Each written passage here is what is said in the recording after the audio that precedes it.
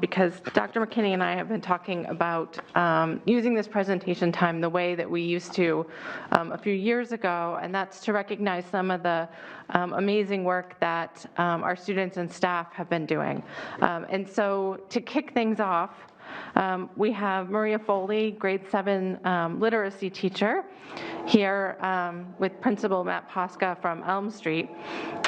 And she's going to share with us some of her book that she published titled 7th Grade Shenanigans, a collection of personal essays written by the students of 7-3.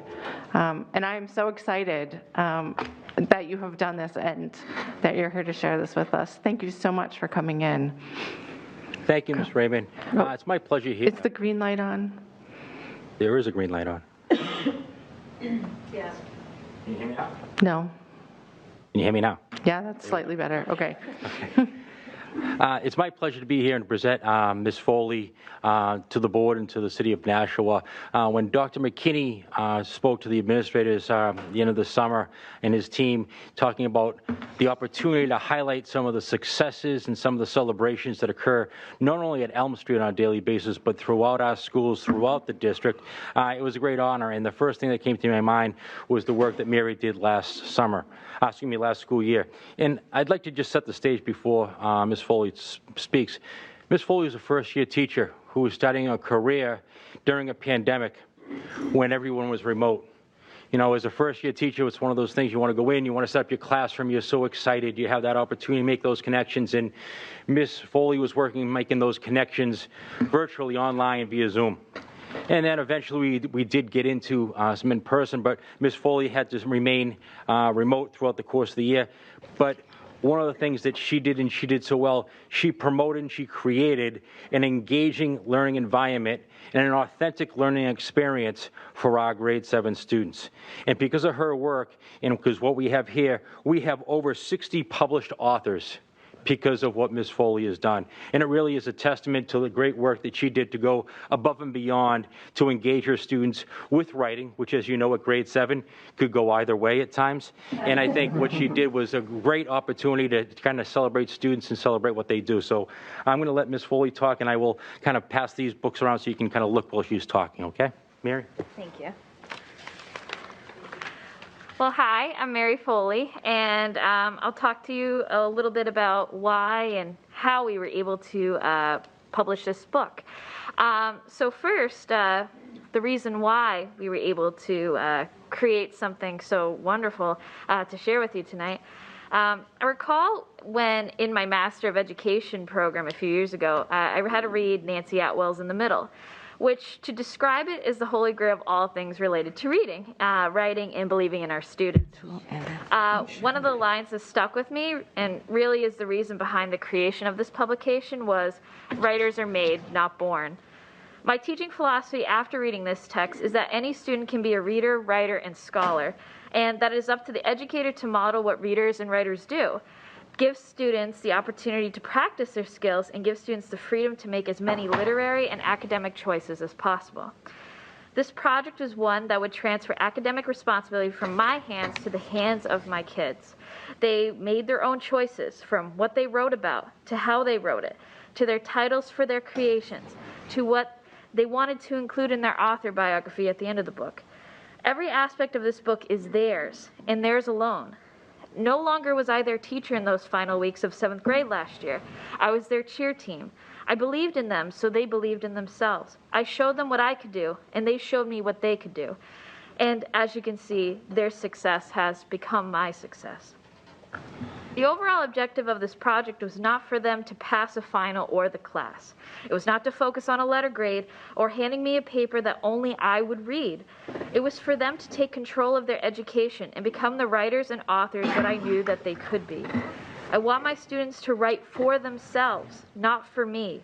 I want them to have their voice heard, not only by me, but by their peers, their team, and their families through the printing of this book. In the end, these wonderful kids are now 8th graders and published authors, ready to tackle anything that may come their way, for they know they can do it, and as demonstrated by the publishing of this book, that they did do it. I'll just talk a little bit about how I was able to get this publication rolling with the kids. Before beginning this project, it was important to find a publisher that was able to publish the students' works without distributing the publication to booksellers, so there's no issue of privacy or royalties. I remember stumbling across an advertisement for Lulu Press Kids and their kits sold for to elementary school classrooms. And with a little more investigating, I discovered the original Lulu Press Inc. and how it was easy to publish and print their literary works for our kids and families. Once the publisher was selected, and after about a month of studying narrative nonfiction within literacy and having kids investigate the elements of narratives by reading other writers' works, we were able to conduct one last writer's workshop, having kids brainstorm, develop, compose, revise, and edit their narrative, all within my classroom. And as they worked on their own individual chapters, as you can see in the book, deciding their story, the chapter's title, and contents, we were also able to collectively collaborate on deciding the overall collection's title and the actual book cover itself. After doing a couple of polls, Madeline Owen's book title, 7th Grade Shenanigans, was the most popular, as well as the current cover out of 4 that I designed. After the students finished their chapter and went through all the required stages of writing processes, they were able to create their own author biography, which is in the last section of the book, and designing the interior file, conducting the final proofread before submission, and designing and aligning the covers probably took about 50 hours OT to complete. But all in all, this required a lot of effort by both the students and I in order to create a seriously memorable artifact, demonstrating their competencies of nonfiction works and how anyone who takes a risk, does their very best, can accomplish what they dream. And to conclude with just a few things, I'm very humbled being here tonight. I have to share my sincerest gratitude for the kids on my team last year. They are our team's shining stars, and they made teaching through a pandemic a breeze, and they have filled my heart with joy, love, and laughter. They're wonderful kids. I can't express that enough without tearing up. I would also like to thank my administration, my team, and my literacy PLC at Elm Street, for they have been so warm, welcoming, and innovative, providing me the support and comfort I needed so that I can take this risk and succeed as an educator. And even though this is only my beginning, I can sincerely promise that I will continue to do this kind of work, not only for the betterment of our school district, but so that all children under my team's care can be readers, writers, leaders, and dreamers that they are destined to become.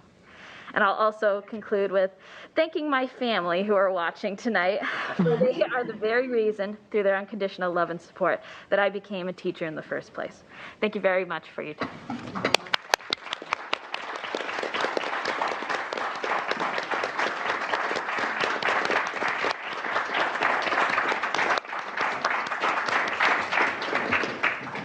And if you'd like a copy of the book, I'll send an email out tonight to everyone on the board, and I'm happy to get you a copy. But whoever else, you have those, you can keep them, okay?